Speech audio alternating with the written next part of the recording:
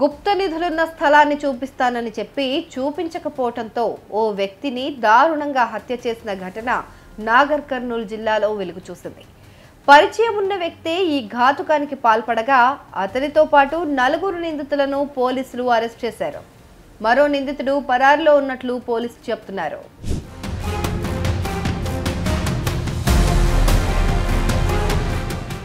పోలీసులు తెలిపిన వివరాల ప్రకారం కోడేరు మండలం మైలారం గ్రామానికి చెందిన ఏ రంగస్వామి జూలై 29న హైదరాబాద్లో అనారోగ్యంతో ఉన్న సోదరుణ్ణి చూడ్డానికి వెళ్తున్నానని చెప్పి ఇంట్లో నుంచి బయలుదేరారు. అదే రోజు సాయంత్రం నుంచి అతడి ఆచూకీ మిస్ అయింది. మొబైల్ ఫోన్కు అందుబాటులో లేకపోవడం, బంధువుల ఇళ్లలో వెతికినా ఫలితం లేకపోవడంతో ఆగస్టు 4న అతని భార్య అరుణ పోలీసులకు ఫిర్యాదు చేశారు. దీంతో పోలీసుల దర్యాప్తులో హత్యోదంతం వెలుగులోకొచ్చింది.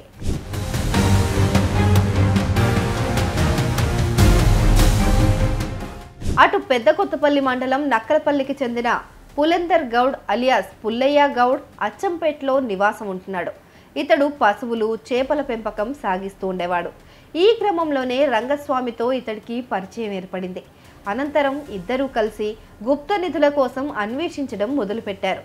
అయితే గుప్త నిధులున్న స్థలాన్ని చూపిస్తానని రంగస్వామి అతని నుంచి 5 లక్షల రూపాయలు అడ్వాన్స్గా తీసుకున్నట్లు పోలీసుల విచారణలో తేలింది.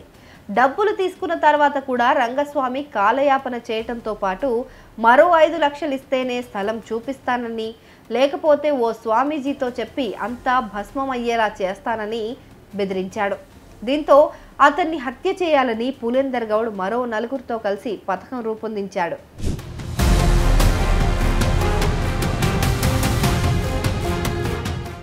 అలా జూలై 29న రంగస్వామిని దావత్ ఉందంటూ ఓ వాహనంలో ఎక్కించుకొని జడ్చర్ల నుంచి మహబూబ్ నగర్ మార్గం మధ్యలోని అల్లీపూర్కు తీసుకెళ్లాడు. తర్వాత నిందితులు అతనికి భోజనంలో కల్లులోనూ మత్తు పదార్థాలను కల్పించారు. పూర్తిగా ఆపస్మారక స్థితిలోకి వెళ్ళిన తర్వాత అతన్ని అదే రాత్రి బల్మూర్ మండలంలోని మైలారం శివార్లో ఓ మామిడి తోటలోకి తీసుకెళ్లారు. మత్తులోకెళ్లిన అతడి తలపైన గుణపంతో కొట్టి అప్పటికే తవ్విన గుంతలో పడేసి పూడ్ చేశారు.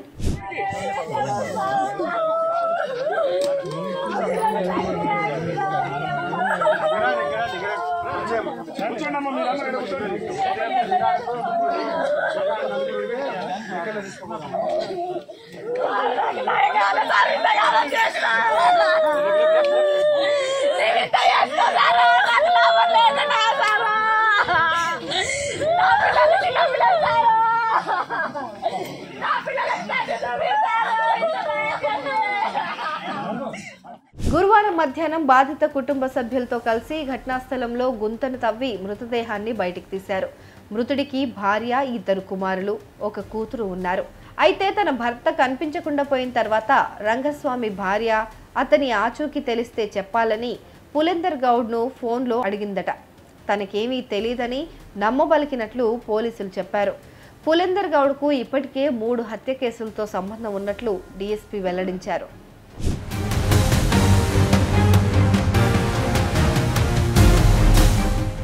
చేసిరంటే ఇడికి తీసుకొచ్చిన తర్వాత కొంత అతనికి ఈ కళ్ళులో కలిపేటటువంటి కొంత మత్తు పదార్థం లాంటిది ఇచ్చిన తర్వాత కొద్దిగా ఏమంటారు, కళ్ళు తాగిన తర్వాత మత్తు వస్తుంది కదా, కళ్ళు తాగితే మత్తు వస్తుంది కదా, అట్లా కొద్దిగా మత్తులో ఉన్నాడు. మత్తులో ఉన్నప్పుడు ఏం చేశారంటే గడపార ఉంటుంది కదా, గడపార తీసుకుని తల మీద కొట్టి చంపి అల్లబడేసి ఆయన ఎప్పుడైతే మన కన్ఫెషన్ ఇచ్చిండో ఆయన కన్ఫెషన్ ఆధారంగా ఎంఆర్ఓ గారిని, అదేవిధంగా టీమ్ ఆఫ్ డాక్టర్స్ని అందరినీ కూడా ఇక్కడ తీసుకొని వచ్చి అతను చూపించినటువంటి నేరస్థలం ఏదైతుందో నేరం చేసినటువంటి ప్లేస్లో ఆ పూడ్చిపెట్టినటువంటి స్థలాన్ని పూర్తిగా పరిశీలన చేస్తే అక్కడ శవం ఉన్నట్టు మనకు ఫిజికల్ ఫీచర్స్ అక్కడ ఉన్నటువంటి సిస్టమ్ని బట్టి తెలిసింది.